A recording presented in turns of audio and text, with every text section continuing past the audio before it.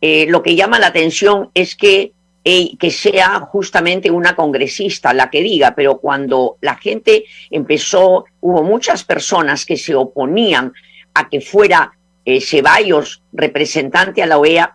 Antes de que ella hablara, yo pensaba que si él fuera blanco, si él fuera de un apellido que fuera apitucado, por supuesto que nadie le diría nada.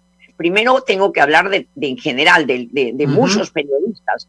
Cuando ven a Ceballos, que es como es nuestro, es de nuestros rasgos, es rasgos andinos, efectivamente la gente siente como un desprecio y que siente que a la OEA tienen que haber blancos, como por ejemplo González Posada.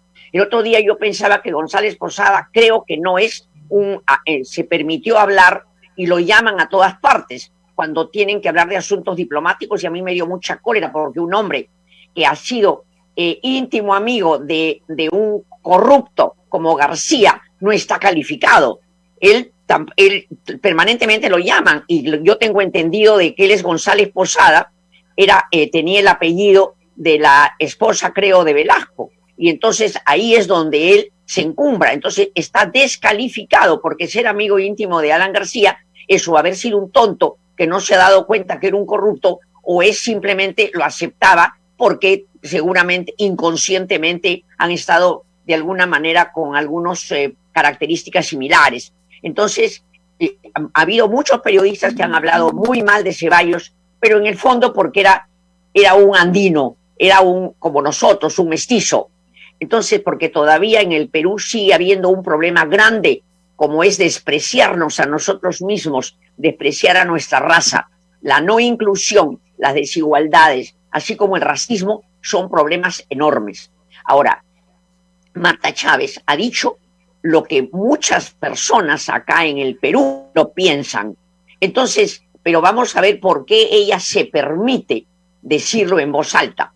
Primero, es una personalidad que carece de censura, porque uno puede pensar, pero siendo congresista tendría que no haberlo hecho público. Pero ella tiene una personalidad desbordada, y esto se notó cuando Humala fue a juramentar a Palacio. En ese momento, como no le gustó, ella, como si tuviera una personalidad absolutamente inmadura, se dio la espalda en su silla y dio la espalda. Quiere decir que estamos hablando de Marta Chávez, una persona que no tiene controles, una persona impulsiva, está, en mi opinión, más cerca de los animales que de las personas. ¿Por qué digo esto? Porque lo que nos hace persona no es haber nacido ni tener cuerpo humano. Lo que nos hace personas es la capacidad de considerar al otro, la capacidad de darnos cuenta cuando herimos o no. Pero una persona que no tiene censura, para mí debería estar simplemente en el mundo, en un zoológico. Entonces realmente puedo ser muy dura, pero esa es la realidad de lo que pienso. Entonces es desbordada, pero además cree que tiene la autoridad. Y como probablemente no tiene la capacidad de autoanalizarse y no tiene la capacidad de darse cuenta que ha sido persona de confianza de un ladrón como Alberto Fujimori, como no tiene la capacidad, porque para tener vergüenza y para reconocer error necesitas ser persona, estar en un estadio superior. Como ella no puede ya, porque no tiene esa capacidad de tener vergüenza ni culpa de haber colaborado con un presidente ladrón, corrupto y asesino como Fujimori, entonces simplemente lo único que le queda es seguir cada día peor en su patología. Entonces es lamentable, pero es bueno. ¿Por qué? Porque la gente ya sabe cómo es Fuerza Popular, porque ella es la máxima representante. Esto no es malo. Esto aprecia a la sociedad que va limpiando rostros tapados y poder saber quién es quién. Ella no sabe el dolor que da a tantas personas despreciadas por su color, despreciadas por sus rasgos, en los puestos despreciados, te ven andino y te tratan de tú. En la misma televisión yo veo cuando entra un señorón con terno, los periodistas que entrevistan lo tratan de usted, pero cuando va un hombre como nosotros, un cholo, un andino, inmediatamente te plantan el tú. Entonces acá hay un desprecio, y ella, qué bueno que refleja el desprecio, y que la gente se dé cuenta cómo es Fuerza Popular, que utilizan al Perú simplemente como si fuera un chanchito de alcancía, donde roban la plata de nuestros impuestos, porque todo lo que roban son de lo que el que esté escuchando paga, aunque sea por la cerveza, por el fósforo, por la vela, todo, absolutamente todo lo que roban es lo que ha salido de nuestro bolsillo, de nuestro trabajo. Entonces, qué bueno darnos cuenta de que ella es una persona desbordada, que no tiene ninguna calidad, pero además no tiene autocensura, porque ella es como tú y como yo, es una chola, y sin embargo, y a orgullo, uno tiene que estar orgullosa de ser una chola, pero ella, pobrecita, ni siquiera tiene autoimagen, cree que es blanca, y cree que ella ha sido candidata a la presidencia, y entonces esa señora no tiene espejo, esa señora lo único que tiene es agresión, y qué bueno lo que ocurrió, para que sepamos quién es la máxima representante, aparte de Fujimori, de Keiko Fujimori, de Fuerza Popular. Me parece que todo tiene su lado positivo. Claro, el análisis que hace usted es el real, el concreto de lo que está pasando en la cabeza de ella, pero también es de una gran parte mayoritaria, incluso que diría, del pensamiento que también tiene una fuerza política, que es el Fujimorismo, desde Keiko Fujimori pasando por Marta Chávez y otros representantes. Hoy han salido algunos videos anteriores, también antiguos, por ejemplo, de Marta Hildebrand y otros. Es una concepción, es algo que tienen muy enraizado ellos.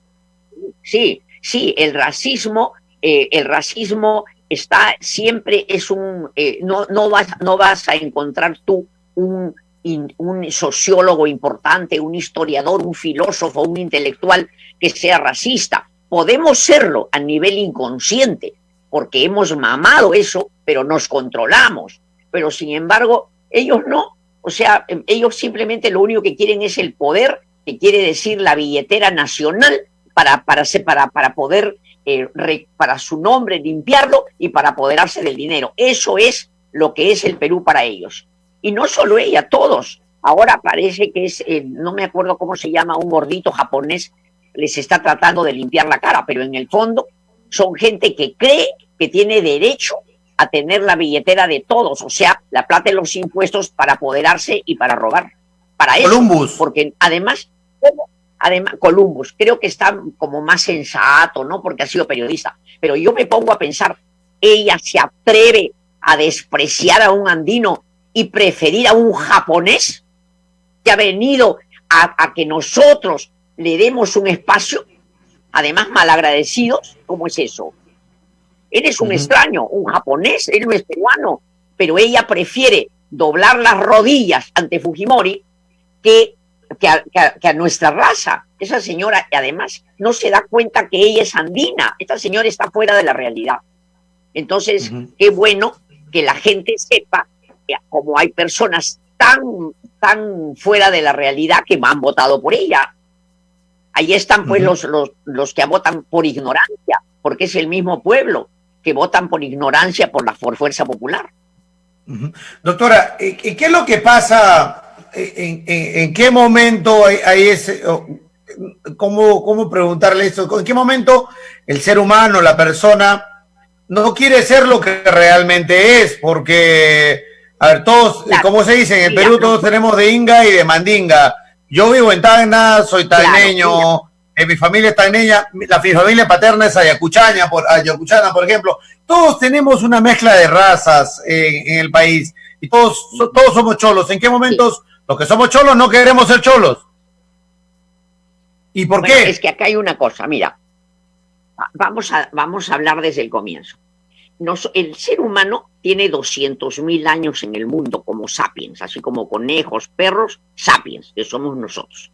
200.000. Durante muchos años, durante 188.000 años, hemos vivido como los animales, no había familia, no había nada, no había cultura, no había nada. Éramos como carneros, teníamos sexo entre nosotros. Recién hace 12.000 años, 12.000, poco de los 180, de los 200.000, que se descubre agricultura.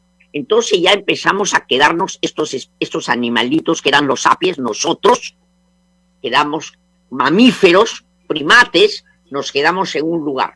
Y empezamos la cultura, empezamos a aprender la agricultura, y recién hace 5.000 años que se forma ya la familia como es ahora. Entonces ha pasado mucho para llegar a ser personas, para desarrollar una partecita. Apenas hemos desarrollado el 20% del cerebro pensante, el 80% es animal. Entonces todos tenemos que luchar contra el animal que tenemos dentro, que es 80%, 55% mamífero y 25% reptil.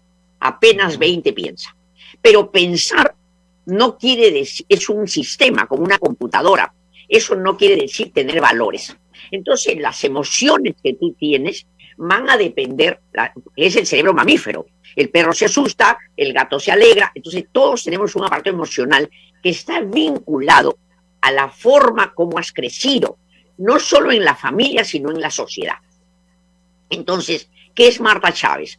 Marta Chávez es una mujer con rasgos andinos que ha estudiado y a través del estudio ha podido mejorar. Entonces, las personas en el Perú recibimos toda valores de la sociedad. Y en esta sociedad, desde que vinieron los españoles, se ha despreciado a los andinos. ¿Por qué? Porque siempre los que vencen, los vencedores se imponen. Pisotearon nuestra religión, nos pisotearon a nosotros. Entonces los españoles, la gente empezó a asumir españoles blancos, poderosos, indios, indios, cetrinos, oscuros, sin poder. Entonces hemos crecido y hemos internalizado que ser andino, ser indio es terrible, porque simplemente son maltratados como por años, han sido maltratados ellos, su religión, su idioma, qué cosa más terrible que se ha despreciado por años el quechua, y no decir de todas las lenguas nativas. Entonces, hace pocos años relativamente, que ha empezado un movimiento para poder tener más cultura y darnos cuenta, para comenzar, que no hay razas humanas, hay raza. Y si hay blancos en Inglaterra, es porque durante años los inviernos eran grandes y estaban escondidos en cuevas. Por eso es blancos. Y los que estaban en África son crespos porque necesitaban como un colchoncito en la cabeza para el sol. Entonces, acá todos hemos salido del África, de la zona central de Botzawa. Algunos se fueron por el mar, otros se fueron tierra adentro. Entonces, todos somos iguales, pero acá se ha asociado lo blanco con el poder y lo indio con el maltrato. Entonces, inconscientemente, nadie quiere ser indio. Las mujeres nos pintamos el pelo. Aparte de eso, toda la cultura dominante del mundo nos impone publicidad, etcétera, para sus negocios. Y entonces, allí vienen mensajes. Cuando te ponen modelos delgaditas, blancas, pituconas. Entonces la gente, ¿quién va a querer ser de una raza maltratada? Pero a este es el momento, o sea, algunos años, en que tenemos que sentirnos orgullosos de nosotros.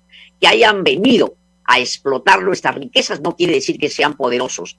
Cada uno de nosotros es fuerte, no solo por nuestro ancestro, sino porque hemos sido capaces de resistir y tolerar tanto abuso. Entonces, esto tiene su parte, como todo, positiva, en el sentido que ya se han desnudado los de Fuerza Popular, sabemos quién es su dirigente, y, por otra parte, que cada uno de nosotros tiene que servir para sentirnos orgullosos de lo que somos, hasta orgullosos de nuestra pobreza, para cambiarla, para resistir, no solo resistir en silencio, sino para reclamar. Acá el pueblo la sociedad civil tiene que organizarse, porque si no, no vamos a terminar esta desigualdad y este racismo. Yo no digo que tengan que hacer violencia, pero sí organizarnos, porque lo que ocurre es que tanta es la angustia del diario vivir que no nos preocupamos de estos problemas y simplemente queremos llevar a la casa el pan. Y hay que darnos un espacio para darnos cuenta que no podemos seguir así maltratado a nuestra raza, porque eso pasa a nuestros hijos y ellos no tienen por qué cargar ese problema. Y yo te voy a contar algo que a mí me pasó. A mí me pasó de ese falso valor que es Bedoya Reyes. Yo era estudiante, yo he sufrido el racismo también.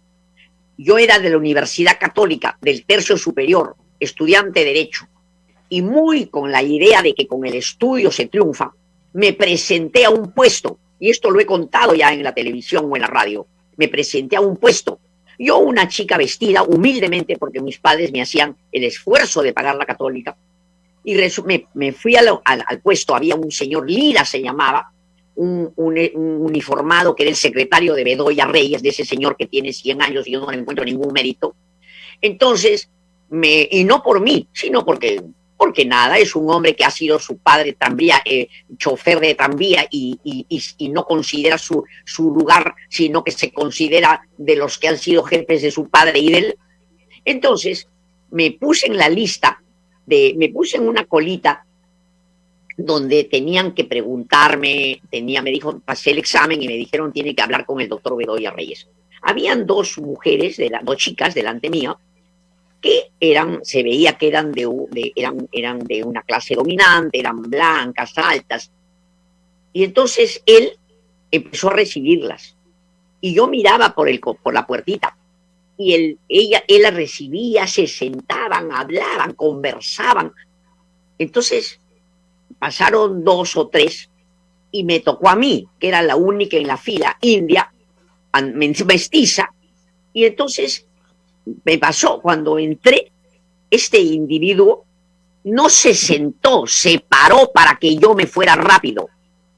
Ni tuvo una sonrisa, me miró despreciativamente mi currículum y me dijo, puede retirarse. Eso es un desprecio a una persona, eso es racismo. Entonces, el Perú está lleno de eso, pero si es que no hacemos todos un movimiento para sentirnos a partir de nosotros mismos orgullosos de nosotros, orgullosos, y no se organiza la sociedad civil para luchar contra la desigualdad y para luchar contra el racismo, no vamos a ir a ninguna parte.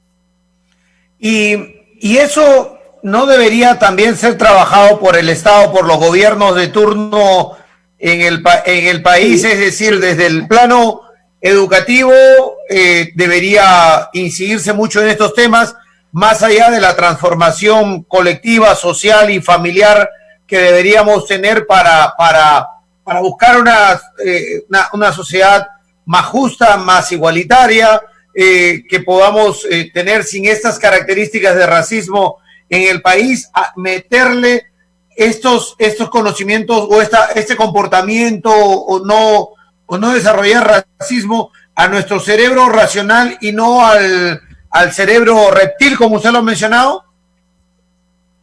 Pero ¿qué vas a enseñar como conocimiento si la realidad del Estado te dice que en el presupuesto nacional se desprecia a la gente del pueblo? Cuando no hay hospitales para la gente del pueblo, lo que han estado, no hablo de esta presidencia, sino históricamente, cuando no han habido hospitales y para la gente pobre, en la práctica, ¿qué están diciendo?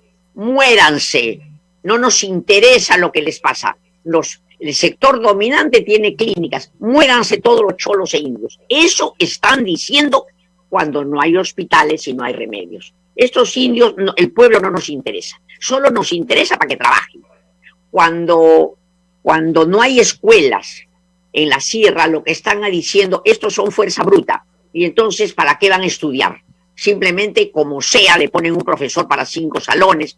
Entonces, acá la mejor manera de lo que debería hacerse es pedir perdón a toda la población que ha sido dominada, pedir perdón, un perdón histórico, y luego empezar a poner hospitales, etcétera, y del mismo nivel que las clínicas. Mira, está comprobado que la gente, el pueblo, en edad vive 15 años menos que las personas que tienen hospitales, que tienen centros de atención.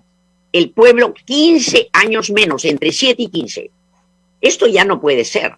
pero además saber que viven de nosotros. Yo cuando miro ahora con la pandemia los cerros y la gente que se muere de hambre, y yo pienso que eso que se han llevado es de esa carterita pobre, porque cada uno de la gente que vive en condiciones terribles, le paga impuestos, manda al presupuesto en la vela, en el pancito que compras, porque pagas impuestos, en todo, porque cuando te venden el trigo, están poniéndote los precios que ellos han pagado de impuestos, los dueños, los grandes. Entonces, en todo pagamos impuestos. Yo digo, ¿qué dan a la gente que vive en esas condiciones tan terribles? Y sin embargo les quitan. Aquí es un estado como pistaco, que te saca, así como los pistacos, un mito donde decían que quitaban el aceite de la gente. Acá son gobiernos pistacos que te sacan. Los robos vienen de la gente, de todos, y no te dan nada a cambio. Entonces, esta situación ya es intolerable, intolerable. Entonces, bueno, tenemos que cambiar. Hay una clase dominante que tiene el control político y tiene el control económico en la actualidad. Claro, los sectores económicos poderosos son los que gobiernan. ¿Para qué vamos a engañarnos? Ellos son los que tienen dinero para salir. Y Marta Chávez es tan chola como usted o como yo, pero al servicio de una clase dominante. Claro, pero ella no se da cuenta. Por eso, ella ya es un caso patológico. Es una desbordada sin control de impulsos. Pero, qué bueno lo que dijo, porque en la boca de ella ha estado muchísima gente. ¿Acaso tú no crees de que los que van a la selva a explotar nuestra selva no pensarán que lo único malo de la selva son las personas? Que sería maravilloso para ellos que no hubiera gente y que no se quejaran y quisieran lo que quisieran. Por supuesto que sí. Entonces, acá, ¿tú crees que los que están en las minas no quisieran en un momento decir qué bueno que tengo la mina, lo único malo son estos cholos, sin darnos cuenta que somos los propietarios de eso, que ancestralmente hemos sido dueños? Entonces, acá lo que pasa es que se blanquean para presentarse en el Congreso o por la presidencia, pero acá ya tenemos que reflexionar, porque esto va a pasar a nuestros hijos, ¿no?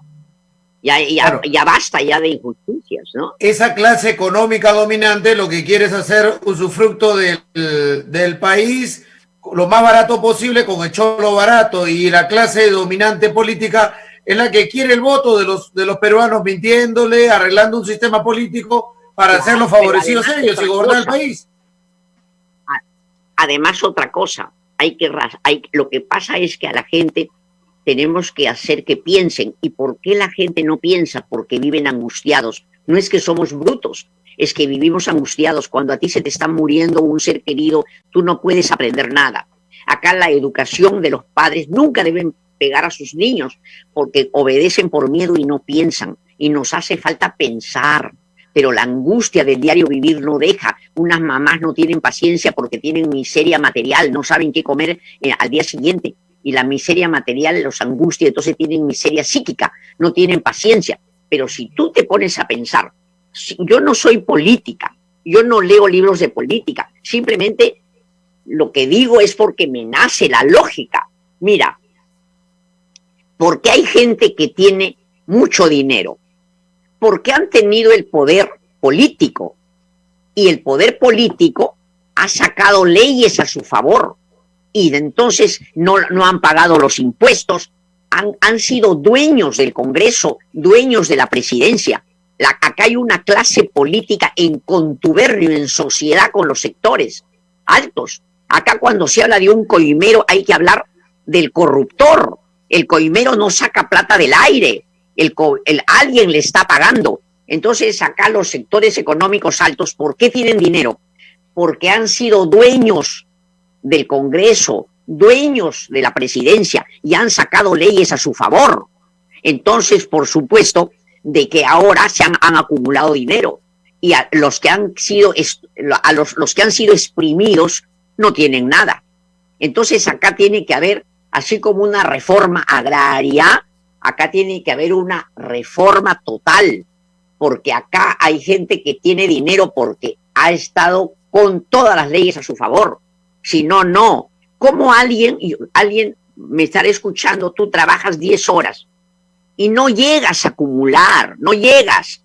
Acá la gente tiene dinero porque ha pagado poco a sus trabajadores, porque para eso ha tenido a los ministros históricamente a su favor, y tiene dinero porque ha sacado impuestos a su favor. Entonces se han llevado una tajada grande, pero ahora defienden esa tajada. ¿Cómo entiendes que Roque Benavides se permita salir en la televisión y hablar como si amara al pueblo, cuando a una señora cajamarquina que tenía una tierrita colindante a su mina casi la han matado? Entonces la gente tiene que aprender a pensar. Mi padre no era político, pero me dijo una vez algo que fue muy cierto. Yo le dije: papá, chiquita, ¿por quién vas a votar? Y me dijo: voy a votar lo contrario de que diga el diario El Comercio. ¿Por qué, papá? Porque el comercio es de los ricos y nosotros somos pobres, entonces no voy a votar por los que ellos dicen. Entonces fue una manera muy simple de decir que hay gente que tiene intereses, entonces no se puede creer en la palabra. Acá hay gente que sirve a los sectores económicos, entonces no podemos creer en la palabra. Y cuando tú defiendes a los sectores pobres, ¿qué te dicen? Terrorista, comunista, como si eso fuera ser comunista no es un descrédito, es una política o una ciencia, yo no conozco eso, pero simplemente la lógica te dice que acá algo pasa. ¿Cómo puede ser posible que seamos un país donde la gente vive en la etapa de las cavernas, en los cerros, en los huecos? ¿Qué es eso? Y hay un gobierno que sigue igual. Quiere decir que acá tienen que haber cambios, y los cambios tienen que hacer cuando la sociedad civil se organice. Y eso tiene razón. Y mi pregunta va, doctora, a cómo se organiza la sociedad civil, porque en cierta medida se ha votado. Acuérdese usted, y estaba recordando, ¿se acuerda que en alguna oportunidad la derecha en el país habló y dijo el auquénido de Harvard, y terminó siendo presidente de la República? Claro. y hoy sabemos que cobró millones de coimas? Luego, el que se levantó acá en Tacna, en una sonada en contra de la dictadura, terminó de presidente, pero a la semana terminó comiendo el mismo plato de lentejas que la Confier, con la esposa en carátulas de ola y todo lo demás de Lumbrada, claro. Y hoy en los casos Odebrecht. Si eso, claro, que la gente vota en cierta esperanza por algunos políticos para que lleguen al poder, incluso, como diría su padre, en contra de lo que dice El Comercio, ¿no? Y nos sentimos frustrados. Esto no puede terminar mal. Esto ante la frustración, la falta de equidad en la distribución de la riqueza, los derechos de la gente, no puede terminar mal. ¿Cómo nos organizamos colectivamente, socialmente, para generar un buen cambio? Claro, yo no estoy de acuerdo, por supuesto, con estos grupos que han matado. No estoy de acuerdo, pero yo soy psicóloga, no soy socióloga, pero yo me pongo a pensar, ¿por qué aparecen? Esto es resultado de algo, de una rabia profunda, de un odio profundo, que es producto también de frustración. Esto es un producto marginal, un producto nacional. Sin embargo, acá no estudian eso, se les tacha como monstruos y se acabó. No, ¿por qué aparecieron? ¿Por qué razón? Tenemos que, la lógica, aquí no necesitas tener tanta formación. ¿Por qué no aparecen en Suiza? Aparecen en Francia porque Francia tiene intereses en el Oriente. Entonces aparecen pues los que ponen bombas. Siempre no existe la casualidad, no existe la mala suerte. Todo tiene una causa, absolutamente todo. Entonces acá tiene que haber un cambio. Yo no soy, te repito, política, pero los partidos tienen que remodelarse, porque los partidos se han quedado obsoletos. Yo escuchaba cuando era niña, yo tengo 79 años, cuando yo era niña, yo escuchaba que la revolución se hace con sangre, así escuchaba. Resulta que aparecen estos grupos subversivos, matan, y me parece que los demás se han quedado sin tema. Entonces dan vueltas. La izquierda, qué vergüenza, que en lugar de estar en las calles organizando sindicatos o grupos, no sé, están en el Congreso nomás, ahí nomás, y encima haciendo el favor a los grupos económicos fuertes, porque muchas veces de rabia votan con la derecha. Entonces, el Congreso es un conjunto de mafias. O sea, la situación es terrible, muy terrible. ¿Y cómo nos Entonces, organizamos colectivamente para mejorar esta sociedad? Yo creo que deberían, yo no sé, pero debería la gente organizarse, aunque sea por sectores, o sea, organizarse por, no sé, quizás por los maestros, organizarse los empresarios, los pequeños empresarios. Pero ¿qué ocurre? Que un pequeño empresario, cuando empieza a ganar un poquito, lo que quiere es imitar a otros y se olvida de la humanidad, se olvida de lo que eran pobres como él. Entonces nos falta humanidad y no hay políticos verdaderos que amen al país. No, ni siquiera quieren pasar a la historia. Son gente que quiere dinero y dinero para llenar vacíos. Porque ¿cómo es posible que este hombre, como Toledo, haya traicionado a su raza? ¿Y qué ha sacado si no, roban tanto que no tienen tiempo de vida para gastarlo? Y qué vergüenza que a sus hijos les puedan... No sé cómo pueden hacer corruptos para dejar a sus hijos, oye, aquí tiene más dinero de la casa. Los hijos se dan cuenta, entonces no dicen nada, se hacen los tontos y vienen nuevas generaciones de corruptos. Entonces, acá es terrible la situación. La gente tiene que organizarse para reclamos organizados, ¿no?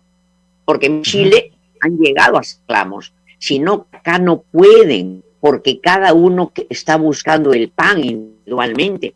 Pero tendríamos que organizarnos, pero con fuerza, no una fuerza bruta, ni matando. Pero sí, ¿por qué razón no va a haber hospitales? Yo estuve ayudando a un preso en el hospital Carrión.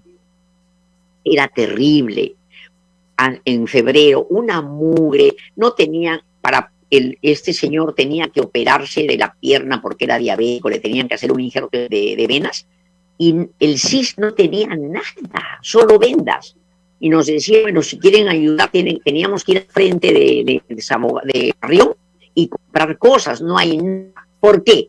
Porque el pueblo, porque no les interesa, porque hay un desprecio. ¿Para qué les va a interesar que hagan cola? ¿Para qué? Si el pueblo solo le sacan la plata de sus impuestos, nada más de lo que paga, el impuesto indirecto es lo que se paga en cada producto, de eso no más. Entonces, acá hay un desprecio histórico. En un libro, Alfonso Quirós, que dice que toda la vida han robado el 3% del Producto Bruto Interno, que es todo lo que producimos. ¿Cuánto? Más de 3.000 o 4.000 millones de dólares por año.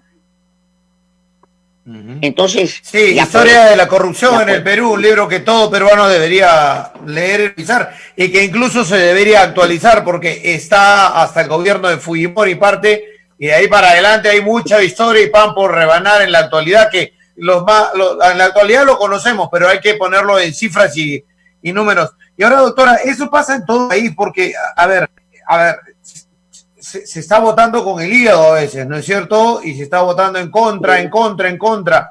Pero incluso, como lo dice usted, no solamente sucede en el ámbito nacional, que elegimos un presidente y traiciona a su gente. En los ámbitos regionales, municipales, pasa lo mismo. Es decir, quienes entran al molde del otro y se acomodan, te ofrecen cambios, reestructuraciones, estar con el pueblo, y terminan haciendo lo mismo. Ya yo siento que hay demasiada frustración por parte de la gente.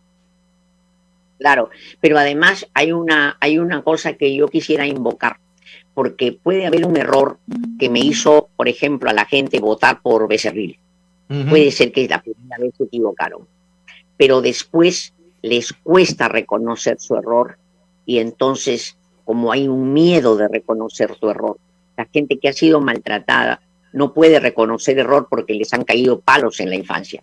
Entonces siguen defendiendo cuando en el fondo saben que hay gente ladrona, que hay gente ratera. Entonces acá tenemos que todos tratar de ver qué va a ser del futuro de nosotros, no solo ver esta realidad espantosa que vive el Perú. Acá hay responsables, acá ha habido gente que se ha llevado el dinero. ¿Y qué va a ser el futuro? En no creer como niños. Lo que pasa es que, mira, somos una sociedad. El niño cuando nace, cuando empieza a crecer, tú le tienes que decir, por ejemplo, le muestras, esto es lápiz. Pero cuando es chiquito tú le dices lápiz, no entiende. Tienes que mostrarle lápiz. Somos una sociedad concreta.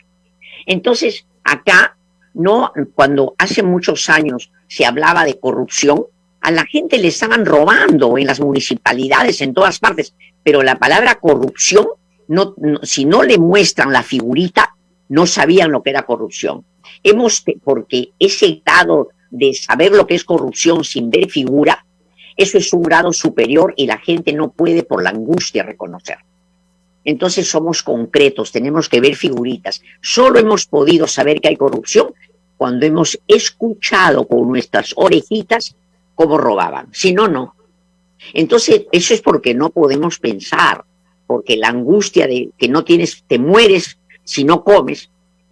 Los padres y en cuanto tienen un negocito quieren acumular, no, tampoco pagan impuestos y quieren ser como los otros. Y todos sabemos que solo con dinero, solo robando y pagando poco tienes dinero. Entonces todos lo sabemos, pero entonces no lo decimos en voz alta porque queremos llegar a esa posición para que nuestros hijos no mueran, pero tienen que haber un grupo de personas con ideales, tienen que haber políticos que no vean el presente, si no estén pensando en las futuras generaciones, tiene que haber gente. Doctora, ¿y el no importa que robe pero que haga? Bueno, yo creo que eso ha pasado, ¿ah? Yo creo que ya pasó, cuando hemos visto eso era en la época pues de Castañeda. Castañeda. No importa que haga obra, claro, pero ya ha pasado eso, ¿no? Lo que pasó con Comunicores fue espantoso, ¿no? Y la pandemia no nos ha llevado a ser más individualistas y no colectivo, no haber reaccionado en colectivo, en preocuparnos solo por nosotros, en mi salud, en mi economía. Yo creo ¿No nos ha llevado a eso? Sí. Yo creo que la gente que tiene dinero ha sido la oportunidad para sentirse buenos. Entonces su culpa la han limpiado haciéndose los bondadosos, haciendo paquetes de comida, pero los demás no, porque tenemos individualmente, uno tiene que ver cómo sobrevive. Entonces nos ha hecho más individualistas, y a los otros, para limpiar su culpa, hacen sus grupitos, rezan, no sé qué cosas hacen, para limpiar culpa. Pero sí, porque ¿cómo no voy a ser individualista si yo no sé si como mañana? Pero sin embargo, yo veo que en los grupos más vulnerables, más pobres, hacen su olla común, sí tienen solidaridad. Los grupos, hay una riqueza enorme que es la solidaridad en los sectores populares. Cuando vas a hacer tu techo, tú llamas a los demás y todos trabajan. Eso jamás lo van a tener en los sectores altos. ¿Pero por qué? Bueno, pues no necesitan, porque roban. La mayoría, ¿no? La mayoría no pagan impuestos, pagan asesores para no pagar. O sea, tienen las leyes donde pagan miserias, o sea. Pero los sectores populares tienen una riqueza. Lo que pasa es que otra parte de ellos quiere sobrevivir y siguen el molde del robo y de la corrupción. Siguen el molde, ven cómo pagar menos. Y entonces se entiende, ¿no? Porque si no mueres, el 75% de personas informales. Quiere decir que sin derechos, sin beneficios. En la pandemia se está notando, y era algo que era previsible, que los sectores más golpeados son los que económicamente no tienen la forma de cómo afrontar desde un inicio la pandemia con medicamentos, la calidad de vida, el lugar donde habitan y todo eso está haciendo que esos sectores sean los más golpeados actualmente en el país. La necesidad de salir a trabajar, de mantener una familia, los lleva a esas situaciones, a exponerse, a adquirir el virus y no tener la capacidad para enfrentarlo ante una ausencia del Estado. Viven al día, pues. O me mata el virus o muero yo. Me mata el virus o me muero de hambre, ¿no? Terrible, terrible, terrible. Por eso acá también hay un peligro, porque si es que en Chile la gente de clase media se ha levantado cuando un día se dieron cuenta que eran de clase media, pero en el fondo ya no podían subir porque todo ya estaba en poder del sector económico poderoso, acá va a ser muy difícil, porque acá puede haber un levantamiento, porque ya la gente no tiene que comer. ¿Cómo es posible eso? Viven en cuevas, porque los cerros son como unas cuevas donde viven. Lo que pasa es que acá hay una tranquilidad aparente, una pasividad, pero la gente tiene que saber que debajo de esa pasividad puede haber una gran rabia, una gran violencia. Entonces esta sociedad también vive el peligro de que la gente un día pueda pues levantarse, porque no puede ser posible que vivas en un hueco al costado de gente poderosa. ¿Qué pueden haber hecho?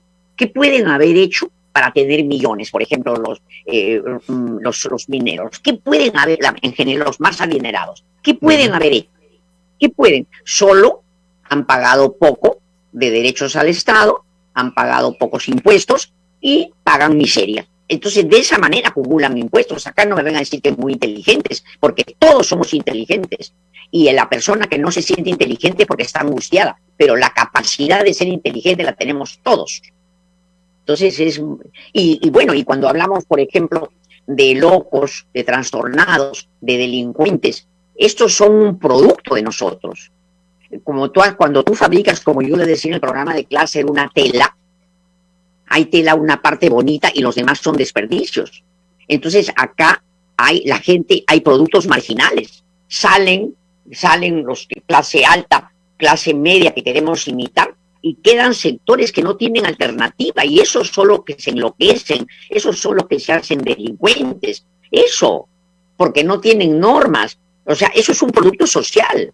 O salen también gente subversiva que quiere traer todo, pierde la paciencia y quiere traer todo con bombas. Entonces, acá a mí me parece que no hay lucidez, como dijo Tafur, la clase poderosa es bruta, es una derecha, hay un tipo de derecha bruta y achorada. Él dice porque no piensan en lo que puede pasar, ni siquiera piensan en sus hijos, en sus nietos, únicamente piensan en acumular. Quieren sacar toda la fuerza y a espaldas de la población, de la comunidad o digámoslo de las mayorías, solo para ellos. Sí, solo para ellos, sí. Y además acá tiene que haber, así como la lógica me dice, porque yo ya te repito, yo no sé nada de política, así como una reforma agraria donde se quitó a los grandes latifundistas para repartir, porque eso lo tenían ilegalmente. Acá tiene que haber una gran reforma minera, etcétera, donde puedan compartir lo que tienen. ¿Por qué razón tienen tantísimo dinero y gente no gana? ¿Es por inteligentes? No. Entonces acá tiene que haber, la clase trabajadora tenía la obligación, tenía el derecho de tener allí utilidades, y eso tienen que ver cómo calculan y resarcir de los daños. ¿Cómo es posible que salga un obrero y sale sin dientes, sale con seguro, pero en su pueblo no hay, sale muerto de hambre? Mira, si tú trabajas, yo trabajo 30 años en una empresa, ni siquiera les dan ropa para poder ir. Algunos les dan cuando la pelean, pero te has envejecido, tus dientes están más viejos, se te caen, tu cuerpo está más viejo, has dejado tu vida, sales viejo, los mineros salen viejos, con los pulmones mal, han dejado su vida, son caníbales, la gente se come la vida de los trabajadores, y eso es terrible, se comen tu vida, tú entras joven, sales viejo, mal alimentado para dar a tus hijos. Ya esta situación es intolerable, parecemos del siglo XVII de Inglaterra. Acá tenemos nosotros que ver cómo cambiamos esto y por lo menos indignarnos. Yo estoy indignada. La capacidad de indignación, ¿no? Como decía Stephen Hassel, la capacidad de indignación no hay que dejar de perderla, si no, no va a ganar eso. Como sociedad hay que tener esa capacidad de indignarse y señalar lo que está pasando. Señalar. Pero, y para cerrar, doctora. ¿Perdón? Sí, digo, si tú no te indignas, eres cómplice. Y yo no quiero ser cómplice, yo quiero por lo menos indignarme. Ya. Y para cerrar, doctora, lo que hay que hacer también es decirle a la población que tiene que participar, que tiene que formar parte de algún colectivo, de algo, tiene que buscar una transformación desde algún lado, desde algún sitio tiene que participar, no tiene que ser indiferente. Claro, no puede, el que no se indigna ante el dolor de los demás y de tu propio dolor, eres cómplice, y lo que estás esperando es ver cómo ganas. Ahora, no, la gente, por supuesto que yo vivo contradicciones. Por una parte trabajo, tenemos una clínica, ¿no? Pero Y también me preocupo, o sea, vivo a veces contradicciones, pero eso no me va a hacer callarme, eso no me va a hacer ni explotar a los demás ni callarme la boca. Yo no voy a callarme. Yo he empezado tengo esta justicia social dentro porque mi familia me la dieron. No somos políticos, pero es terrible. Yo tengo 79 años y mi país sigue peor. Esto es un frustrante total. Acá tenemos que indignarnos y organizarnos, que se organicen por gremios, que se organicen, porque cuando estás organizado, ¿por qué los sindicatos han logrado algunas cosas? Porque están organizados. Solos no podemos. El pueblo tiene que organizarse. ¿Por qué razón mis hijos se van a morir y no van a tener hospitales? ¿Por qué? ¿Y medicina? ¿Por qué? ¿Y dónde está lo que yo pago de mis impuestos? Porque los que no tienen empresa pagamos, y eso tiene que saber la gente, en cada producto que tú comes. En todo pagas, porque en la verdura que comes has tenido que pagarle al transportista, y el transportista ha tenido que pagar en su gasolina para traer impuesto, en el que sembró, porque en el insecticida hay impuesto. O sea, todos pagamos impuestos, todos. Y la gente pobre paga impuestos, indirectos, no directos. Entonces, y la clase política y económica se roba esa plata. Claro, se la roban. Acá hay una clase política horrorosa. Tú ves cómo en el Congreso están defendiendo sus intereses, están defendiendo los intereses Luna, etcétera. Y además tiene que haber una ley. ¿Cómo es posible que Luna ponga a su hijo para que lo defienda? Que Acuña ponga a su hijo ¿Qué es eso? ¿Qué es eso? No puede ser. Acá claro, por una parte dirán que hay una libertad, que es la Constitución, pero acá hay algo extraño, ¿no? La gente que está condenada, la gente que ha estado investigada, no puede poner a su familia, porque van a poner para defenderlos. Entonces, acá no pueden haber hijos, ni nietos, ni familiares de gente investigada. Porque además se investigan y después pagan a jueces y salen. Porque acá ha habido un poder. ¿Por qué los atacan a Pérez, a Vela? Porque son gente honesta. Pero ¿por qué los atacan? Por eso, los odian. Sin embargo, han habido un poder judicial absolutamente comprado, eso lo sabemos todos. Acá para los pobres no hay justicia, y para los ricos el más poderoso compra. Doctora, muchas gracias por acompañarnos. Le dejo un abrazo acá desde Tacna. Un saludo como siempre. Muy aleccionador escucharla. Si supiera la cantidad de mensajes que vengo recibiendo de la gente que nos saluda y le mandan muchos cariños y a seguir adelante. Quien no se indigna, me escriben por acá, es cómplice. Y hay que organizarnos. Ahora, quiero decir algo. Sí. Quiero decir algo también. Que nosotros tenemos, quiero invitar a través tuyo a la región de Tacna. Nosotros estamos apoyando a la región de Iquitos y vamos a empezar con Arequipa y Cajamarca.